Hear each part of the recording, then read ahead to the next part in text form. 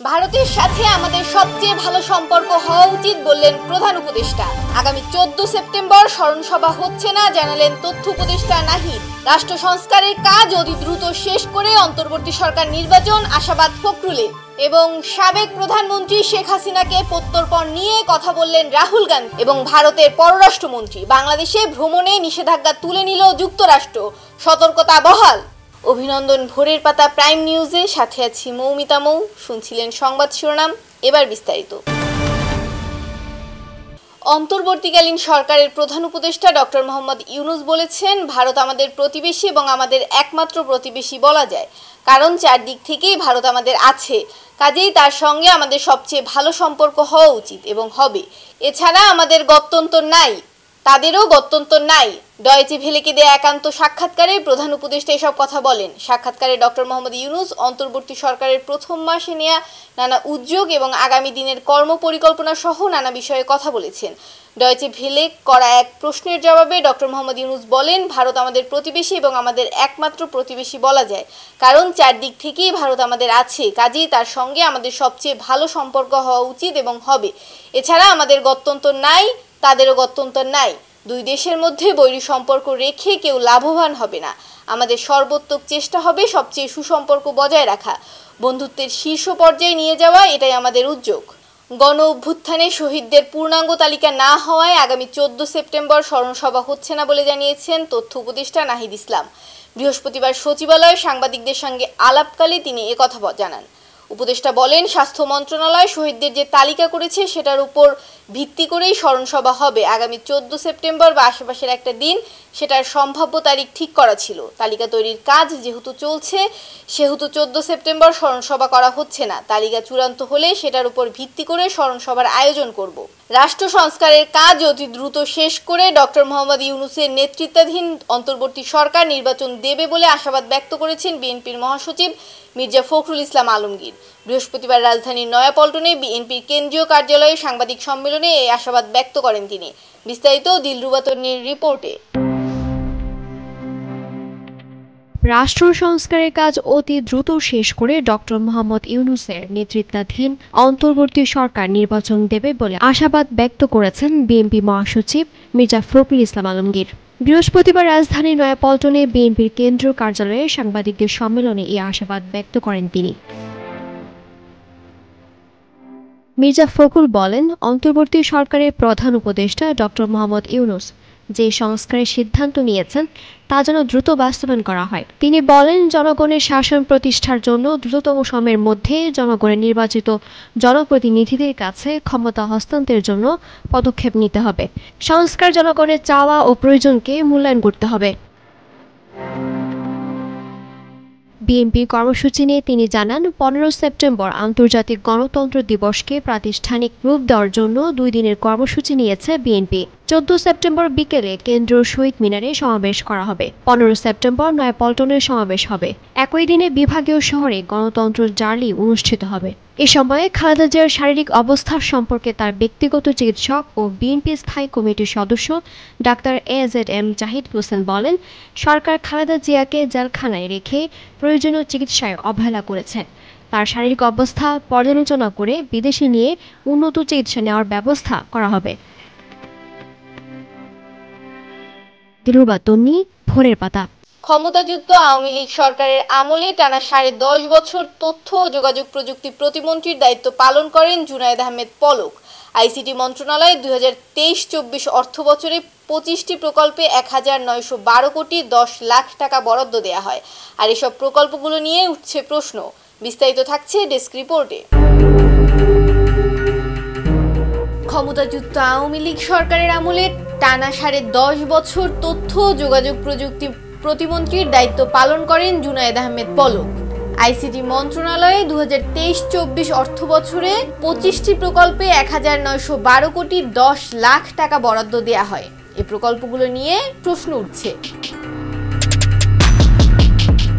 এই প্রকল্পগুলোর মধ্যে 12টির মেয়াদ শেষ হয়েছে। বাকি প্রকল্পগুলোর মেয়াদ শেষ হবে 2025 থেকে 2027 সালের মধ্যে। প্রকল্পগুলো দেশের জনগণের কল্যাণে নাকি আওয়ামী লীগ সরকারের কোনো ব্যক্তির পছন্দে নাকি কোনো ঠিকাদার বা কোনো গোষ্ঠীর কল্যাণে নেওয়া হয়েছে তা খতিয়ে দেখবে সরকার। প্রয়োজনে বরাদ্দ সহ প্রকল্পের সংখ্যাও কমবে। যদি ব্যক্তি স্বার্থে প্রকল্পগুলো নেওয়া হয় তবে দায়ী ব্যক্তিদের শাস্তির আওতায় আনা সহ সেই প্রকল্প বন্ধ করে দেয়া হবে বলে জানিয়েছে সরকার। প্রকল্পটি যদি মাঝপথ পর্যন্ত বাস্তবায়িত হয় তবুও বন্ধ করে দেবে সরকার। এসব প্রকল্পের বিষয়ে চুলচেরা বিশ্লেষণ করছে IMED। মৌমিতা মৌ, ডেস্ক রিপোর্ট, ভোরের পাতা। সরকার পতনের পর থেকেই সাবেক প্রধানমন্ত্রী শেখ হাসিনা দেশ ছেড়ে ভারতে চলে যান। এরপর থেকেই তার দেশে ফেরা নিয়ে শুরু হয়েছে নানা জল্পনা কল্পনা। এ নিয়ে এবার মুখ খুললেন ভারতের পররাষ্ট্রমন্ত্রী S জয়শঙ্কর ও ভারতের বিরোধী দলীয় নেতা রাহুল গান্ধী। বিস্তারিত থাকছে তাসনোভা ঐশীর প্রতিবেদনে। সরকার পতনের পর থেকেই সাবেক প্রধানমন্ত্রী শেখ হাসিনা দেশ ছেড়ে ভারতে চলে যান। এরপর থেকেই তার দেশে ফেরা নিয়ে শুরু হয়েছে নানা জল্পনা কল্পনা। এরই মধ্যে ভারতের পররাষ্ট্রমন্ত্রী S জয়শঙ্কর শেখ হাসিনাকে প্রত্যর্পণ নিয়ে প্রশ্ন করা হলে এই প্রসঙ্গে তিনি বলেন, বাংলাদেশের বর্তমান সরকারের সঙ্গে কাজ করছেন তারা। এটি তারা কূটনৈতিক চ্যানেলের মাধ্যমে করেন।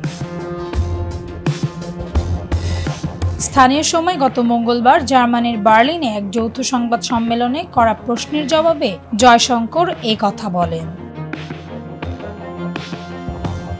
অন্যদিকে ভারতের বিরোধী দলীয় নেতা রাহুল গান্ধী বলেছেন তিনি এ ব্যাপারে আত্মবিশ্বাসী যে বাংলাদেশের পরিস্থিতি স্থিতিশীল হবে। স্থানীয় সময় গত মঙ্গলবার যুক্তরাষ্ট্রের ওয়াশিংটন ডিসির ন্যাশনাল প্রেস ক্লাবে আয়োজিত সংবাদ সম্মেলনে এক প্রশ্নের জবাবে রাহুল গান্ধী এ কথা বলেন।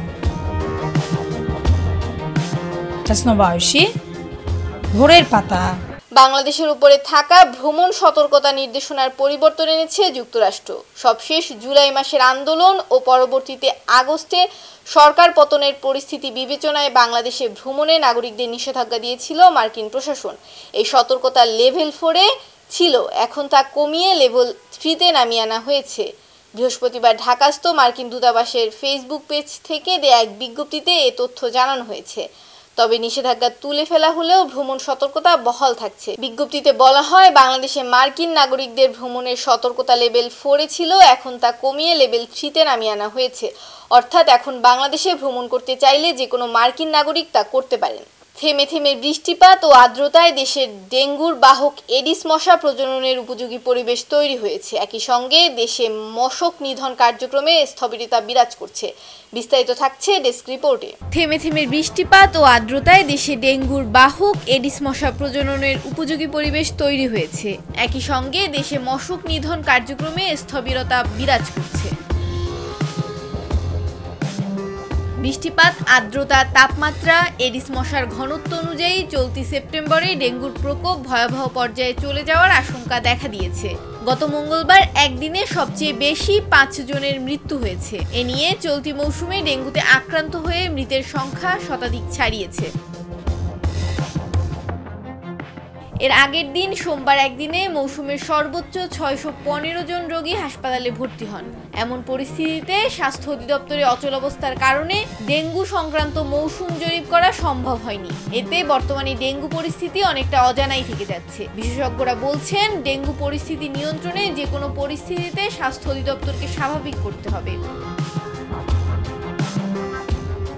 স্বাস্থ্য অধিদপ্তরের রোগ নিয়ন্ত্রণ শাখার সাবেক পরিচালক অধ্যাপক ডাক্তার নজির আহমেদ বলেন, 1 মাসের বেশি সময় ধরে স্বাস্থ্য খাতে অস্থিরতা চলছে। এই স্থবিরতা প্রভাব ডেঙ্গু মোকাবিলায়ও পড়েছে। অচলাবস্থা এমন পর্যায়ে পৌঁছেছে যে বর্ষার সময় এডিস মশার লার্ভার উপস্থিতি জানতে রাজধানীতে জরিপ করাও সম্ভব হয়নি। তিনি আরো বলেন, এরপরও ডেঙ্গুর প্রকোপ নিয়ন্ত্রণ হয়তো কঠিন হবে, কারণ সিটি কর্পোরেশন ও জেলা পর্যায়ে স্থানীয় সরকারের প্রতিনিধিরা অনুপস্থিত। এক্ষেত্রে পরিচ্ছন্নতা ও মশক নিধনে ভয়ঙ্কর প্রভাব পড়ছে। এজন্য পরিস্থিতি মোকাবিলায় প্রয়োজনে চুক্তিভিত্তিক লোক নিয়োগ করা হলেও শহরে ময়লা ও জমে থাকা পানি নিষ্কাশন ও মশার ওষুধ ছেটাতে হবে। বিশেষজ্ঞরা বলছেন, একসময় ধারণা করা হতো বর্ষাকাল মানেই ডেঙ্গুর মৌসুম, কিন্তু এখন সেই ধারণা বদলে যাওয়ার সময় এসেছে। কারণ এখন শুধু বর্ষা নয়, শীত গ্রীষ্মেও এ রোগের প্রাদুর্ভাব ঘটছে। মৌমিতা মৌ, ভোরের পাতা। দেশের ৯ জেলার উপর দিয়ে সন্ধ্যা ৬টার মধ্যে ঘন্টায় সর্বোচ্চ ৬০ কিলোমিটার বেগে ঝড় বয়ে যেতে পারে বলে জানিয়েছে আবহাওয়া অধিদপ্তর। বিস্তারিত দিলরুবা তন্নির প্রতিবেদনে। দেশের ৯ জেলার উপর দিয়ে সন্ধ্যা ৬টার মধ্যে ঘন্টায় সর্বোচ্চ ৬০ কিলোমিটার বেগে ঝড় বয়ে যেতে পারে বলে জানিয়েছে আবহাওয়া অধিদপ্তর। এসব এলাকার নদী বন্দর সমূহকে ১ নম্বর সতর্ক সংকেত দেখাতে বলা হয়েছে। বৃহস্পতিবার সকাল ৯টা থেকে সন্ধ্যা ৬টা পর্যন্ত দেশের অভ্যন্তরীণ নদী বন্দরগুলোর জন্য দেওয়া আবহাওয়ার পূর্বাভাসে এ তথ্য জানানো হয়েছে। আবহাওয়াবিদ মোহাম্মদ শাহিনুল ইসলাম স্বাক্ষরিত পূর্বাভাসে বলা হয়েছে, যশোর, কুষ্টিয়া, খুলনা, বরিশাল, পটুয়াখালী, নোয়াখালী, কুমিল্লা, চট্টগ্রাম এবং কক্সবাজার অঞ্চলসমূহের উপর দিয়ে দক্ষিণ অথবা দক্ষিণ পূর্ব দিক থেকে ঘন্টায় ৪৫ থেকে ৬০ কিলোমিটার বেগে বৃষ্টি অথবা বজ্রসহ বৃষ্টি হতে পারে। সেই সঙ্গে অস্থায়ীভাবে দমকা অথবা ঝড়ো হাওয়া বয়ে যেতে পারে। দিলরুবা তন্নি, ভোরের পাতা। এবার আন্তর্জাতিক সংবাদ।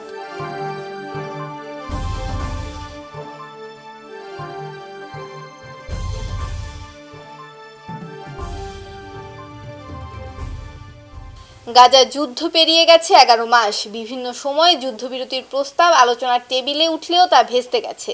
এবার হামাস জানিয়েছে, নতুন কোনো শর্ত ছাড়াই যুদ্ধবিরতি কার্যকর করতে প্রস্তুত রয়েছে তারা। বিস্তারিত থাকছে ডেস্ক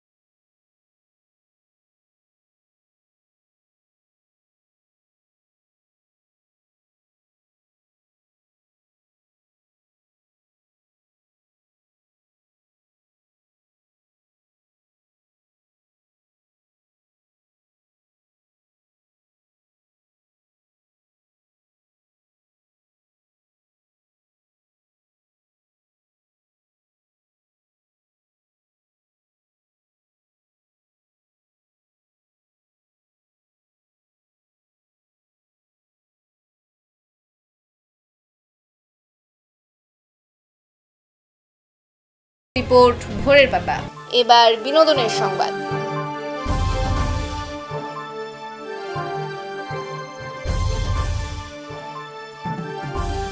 ভেসিন উৎসবের আলোচনার কেন্দ্রবিন্দুতে পরিণত হয়েছেন অ্যাঞ্জেলিনা জলি। হলিউডের এক গণমাধ্যমে সাক্ষাৎকার দেওয়ার সময় 2 লাইন গানও গেয়ে শুনিয়েছিলেন তিনি। সেটা আবার ছড়িয়ে পড়েছে দুনিয়াব্যাপী। মারিয়া সিনেমাটি খ্যাতিমান অপেরা শিল্পী মারিয়া ক্যালাসের জীবনী অবলম্বনে নির্মাণ করা হয়েছে। এতে মারিয়া চরিত্রে অভিনয় করেছেন জলি। ছবিতে তাকে গাইতে দেখা গেছে। সিনেমায় জলির গান গাওয়ার ঘটনা জেনে ওই সাংবাদিক জানতে চান, তিনি কি সত্যিই গান গাইতে পারেন। জবাবে জলি জানান, নিশ্চয়ই, তিনি অনেক আগেই থেকেই গান গাইতেন। তিনি একজন শৌখিন কণ্ঠশিল্পী ছিলেন, কিন্তু একদিন সাবেক প্রেমিক তার গান শুনে উপহাস করেছিলেন। এতে মন খারাপ করে গান গাওয়া ছেড়ে দেন জলি।